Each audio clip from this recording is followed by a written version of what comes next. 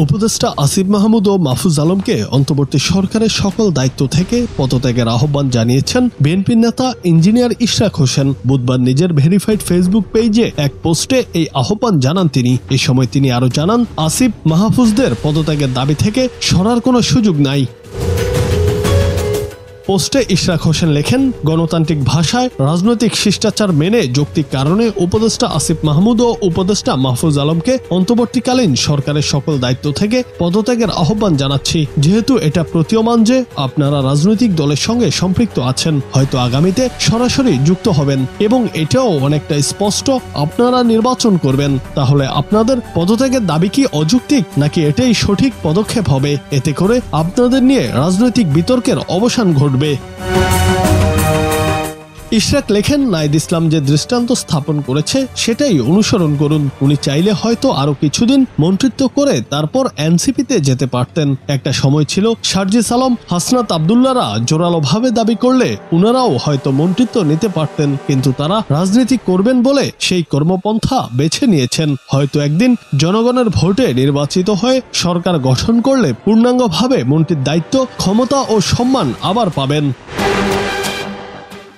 বিএনপির এই নেতা লেখেন, আপনারা পদত্যাগ করলে বর্তমান সরকারের নিরপেক্ষতার ইমেজ বৃদ্ধি পাবে। এখনো মনে করি সরাসরি রাজনীতিতে যোগ দিয়ে দলীয় ও সাংগঠনিক কাজ করে অভিজ্ঞতা অর্জন করতে পারলে দেশ ও জনগণকে আপনারা আরো ভালো কিছু দিতে পারবেন। আর ক্ষমতা ধরে রাখলে আপনাদের দলের লোকজনকে বিশেষ সুবিধা দিতেই হবে। এটা থেকে বিরত থাকার বা শতভাগ নিরপেক্ষ থাকার বিন্দুমাত্র সম্ভাবনা অথবা ক্ষমতা আপনাদের নাই, কারোরই থাকে না। কাঁঠাল ভাঙবে আপনাদের মাথায়, খাবে কিন্তু অন্য সবাই। তিনি লিখেন, এখন নিশ্চয়ই বলবেন বা ভাববেন ক্ষমতার লোভে অবৈধ মেয়র হওয়ার জন্য দিনের পর দিন আন্দোলনে নৈতিক সমর্থন দিয়ে জনভোগান্তি তৈরি করে নিজেকে সাধু বানিয়ে আপনাদের নীতিবাক্য শোনাচ্ছি।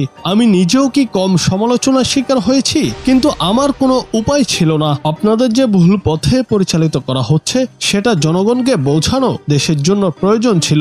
আজ অবধি আমাকে বাধা দেওয়ার কাজটি যৌথ সিদ্ধান্তে হচ্ছে, এটা মিনিমাম রাজনৈতিক বোধ সম্পূর্ণ মানুষ বোঝে, কিন্তু আমি বলবো এটা ছিল উনাদের ভুল পলিসি। ব্যবহার হলেন আপনি আসিফ ভুঁইয়া। আইন আদালত মেনে নিতে না পারলে কোথা থেকে দেশ সংস্কার শুরু হবে? তারপর যত ইচ্ছা সমালোচনা করতেন, দেখতেন আসলে কি করি। এখন পূর্ণাঙ্গ প্রক্রিয়া আমাকে সম্পূর্ণ করতেই হবে।